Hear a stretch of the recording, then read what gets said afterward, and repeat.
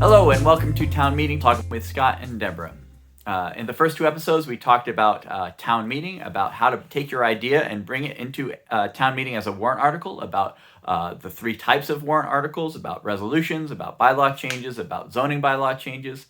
Then we talked about the hearing process before the advisory committee and select board. This week, we'll talk about referrals and the debate at town meeting. My first article I ever brought was referred to a committee which did not include me as a member, as a voting member, which was oddly disempowering. I attended every meeting of the committee, and I'll say the committee did fine work in the end. It was on EV charging. It was as far as I know, the first town committee specifically devoted to getting EV charging provisions in our town. But you know, it was a little humbling to be in the room, and when a vote came, I was the only one whose voice did not matter in that vote. Well, let me ask you a question. As moderator, how would you change that? Well, that was a select board committee. Excuse me. Yeah, but I think, you know, and I can't actually name a moderator committee where the same thing happened. So I can speak freely without feeling like I'm going to malign anyone, but certainly it feels important for any referral committee to include the petitioners. That seems like a no-brainer there. Just in terms of inclusion and feeling like folks' voices are being heard, if nothing else. But like I said, so referral is not always bad. Like I ended up, although the experience was humbling, you know, a little bit of humility sometimes is a good thing. And the committee did excellent work over the next 2 years or so, and it laid the groundwork for when I brought those articles back in the future. The one thing I will say about, it's always a nice thing if a referral committee, if you can bring back articles saying that these new articles are endorsed by that referral committee. That's always your goal. If your articles get referred, your goal sort of shifts to, let's work with the referral committee to get them to agree to the thing that I originally proposed, maybe slightly differently.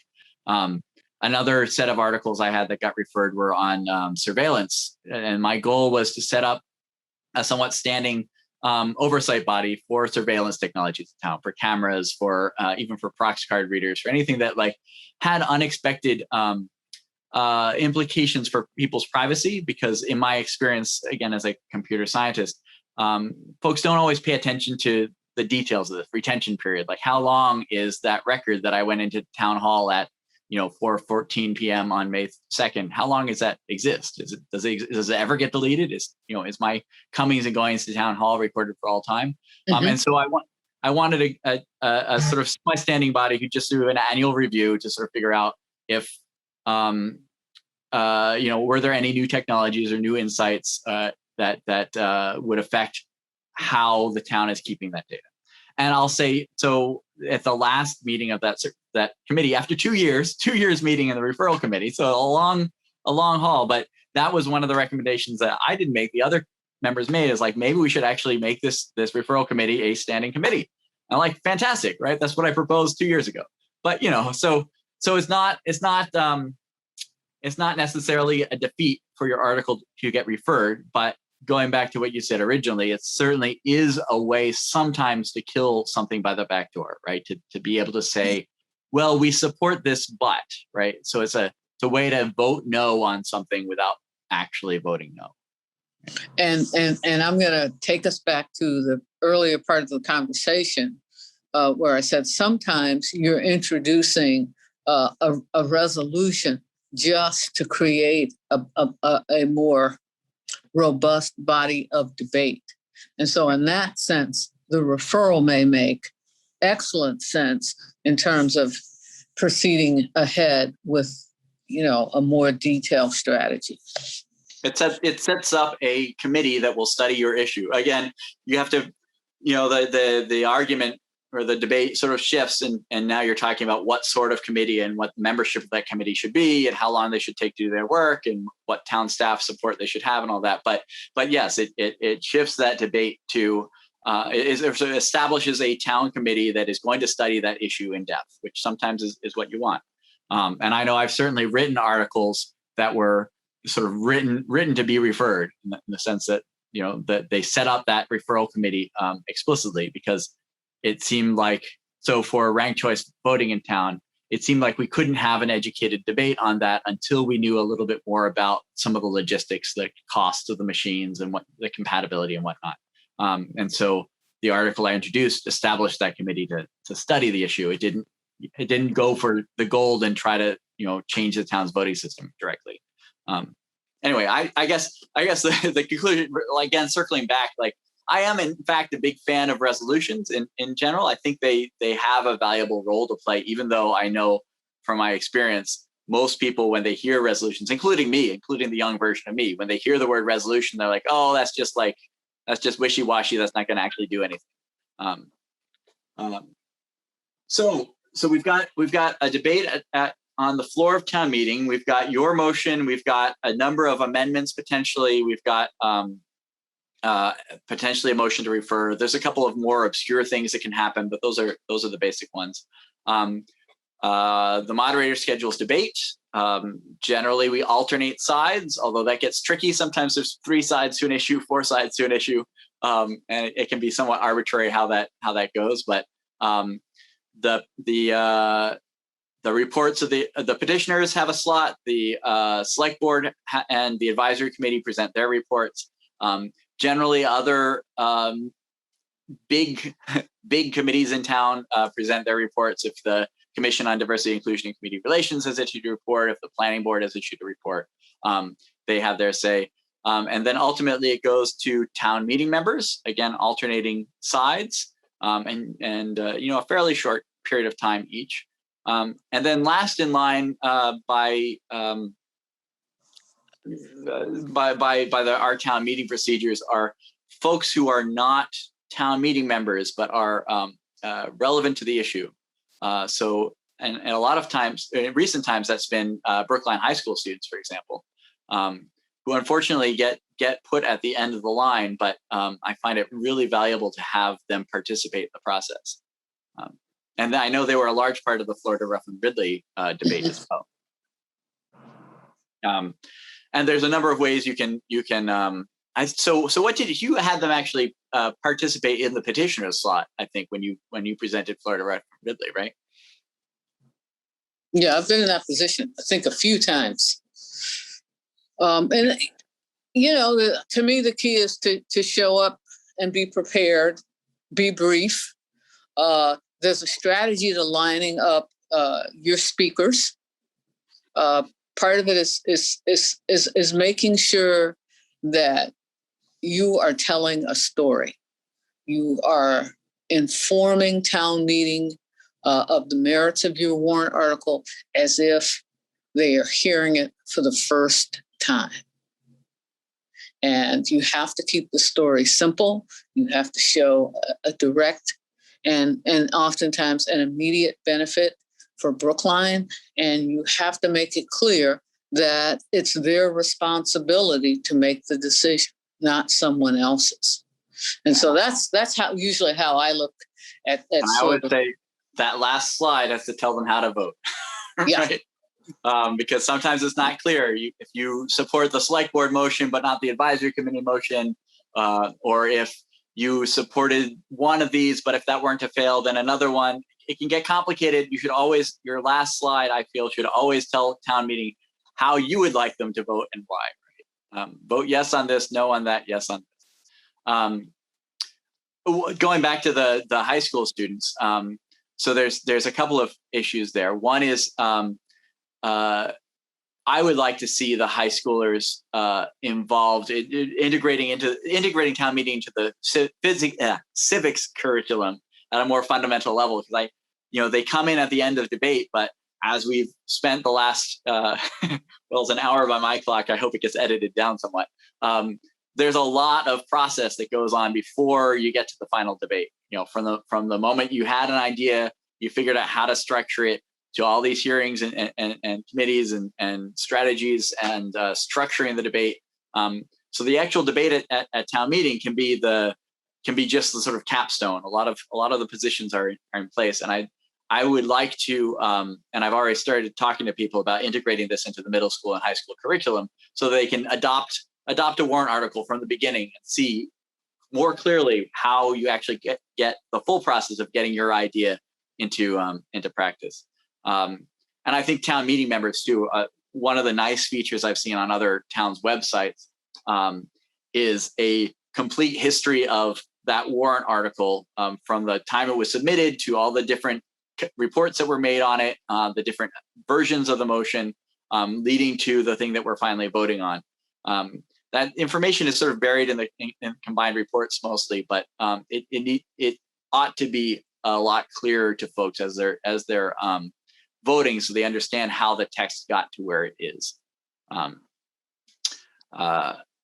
Yeah, the other issue, which I think I remember you advocating for, is the 16-year-old voter issue in town, right? So a lot of our town bylaws are written so that registered voters in town can participate in various ways. That's problematic in some sense.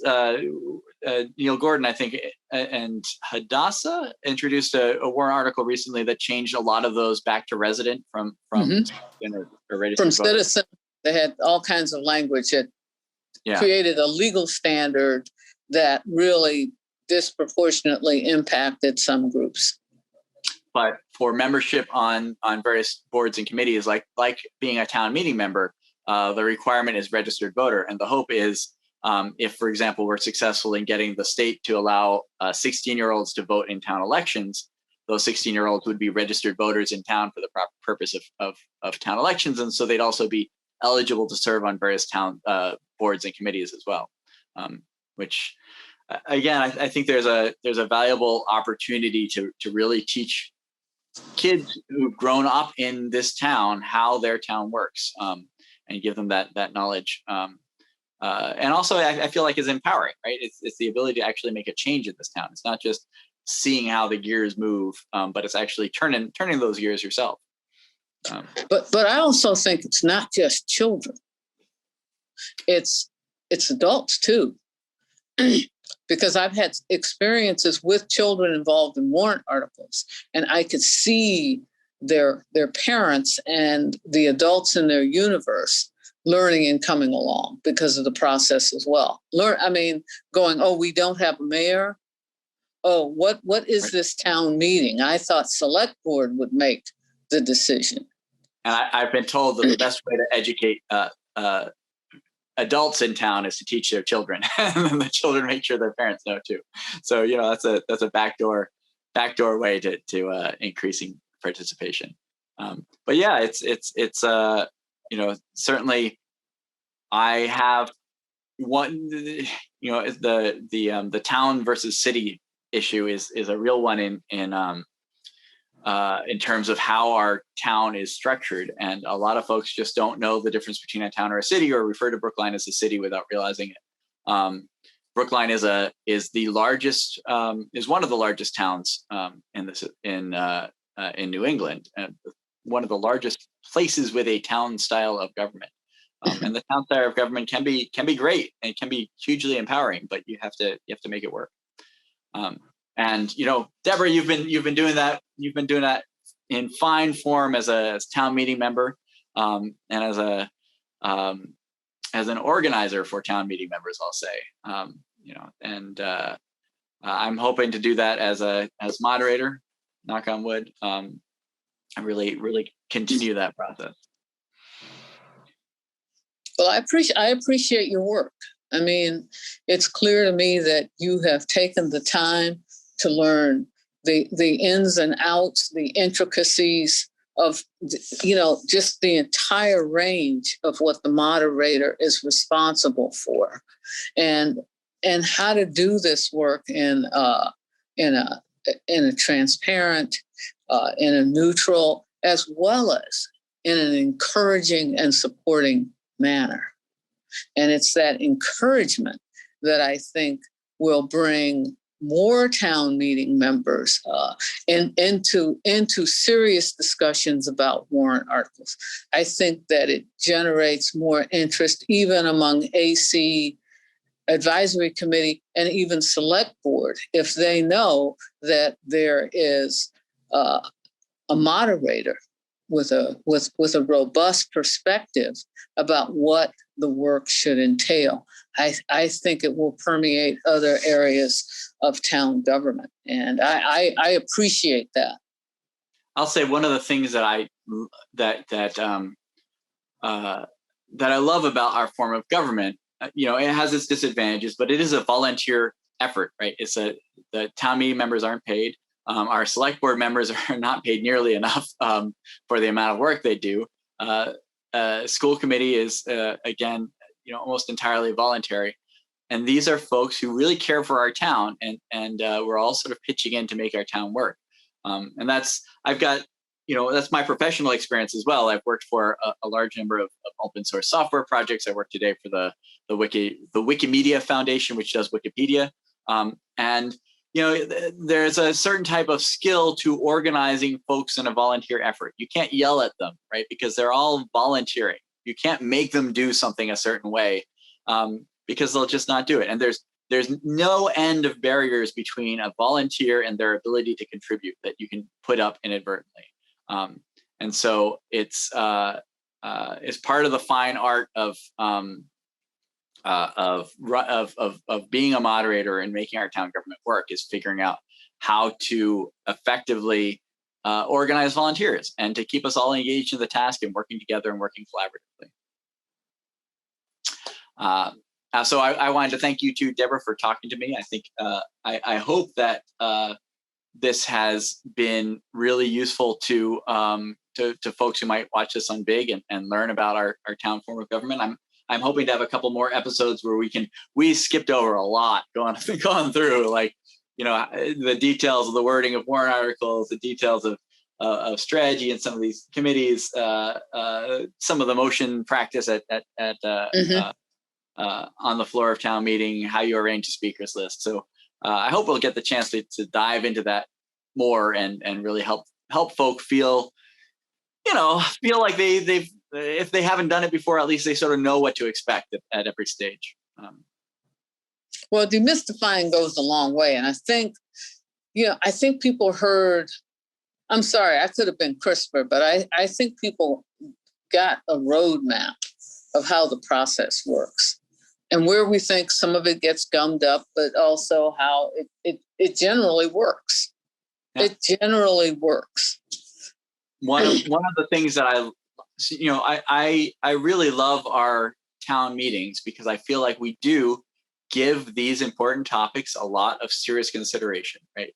I've never felt like an issue wasn't given enough weight at town meeting or a thorough hearing. And I feel like one of the admirable cultural aspects is that we tend to give, especially when an article looks like it's going to be a blowout one way or another, we tend to give the losing side their full opportunity to have their say, so that no one feels at the end of the day like town meeting would have voted this way if I'd just been able to say X, right? Everyone gets their full say, and then we have the vote. And if it doesn't go the way you'd hoped, you at least did your best. And I certainly have a number of articles that the final vote didn't go the way I wanted, but it wasn't because everyone didn't understand the issues as best as we were able to describe them. Right? And that's part of living together in a society, right? That's how we all move together as a town. Well, I will tell you, one of the things that I find incredibly arcane and not necessarily, I don't think it's particularly productive, is actually the way the hearings or debate is set up at town meeting.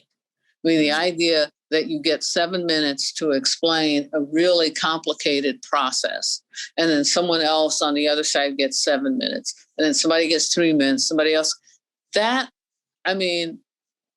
not really, I can't believe what the town's founding fathers intended, because that's really not a process to get you to a best answer, to a thorough explanation. Rather, it's like to hit the highlights in a way that may actually generate more debate, but it doesn't particularly lend itself to the body coalescing around a particular position. There's I think So I think we could do better in terms of extending the materials we have available to us. The idea that we're sitting in, in pre-COVID times, that we're sitting in a seat in a hot auditorium in the high school, and we're just listening, and we're using just our ears, and we're going to hear speeches and then decide an issue based just on that. It is a little archaic, right?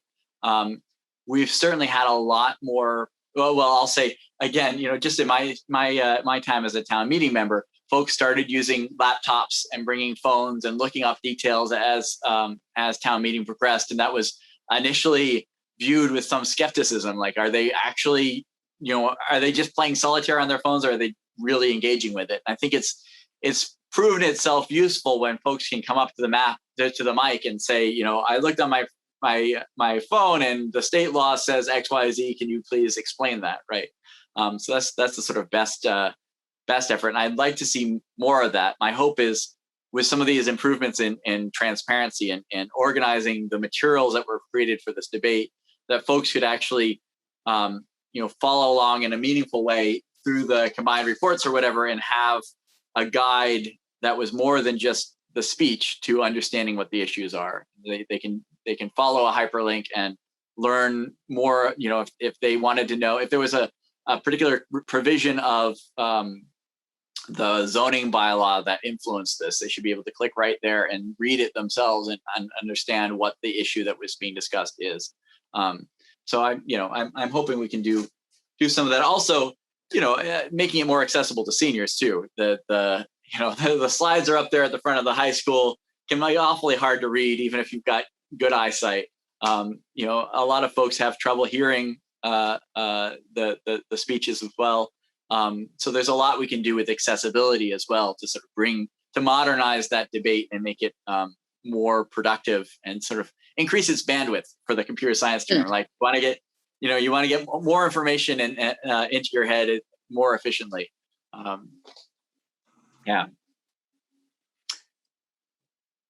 mean, at the same time, there's a kind of quaint tradition to it too, right? The idea that to some degree, folks have been standing around some version of, that auditorium somewhere in Brookline for the past, 300 plus years, having a lot of the same discussions about what our town is and what its priorities should be.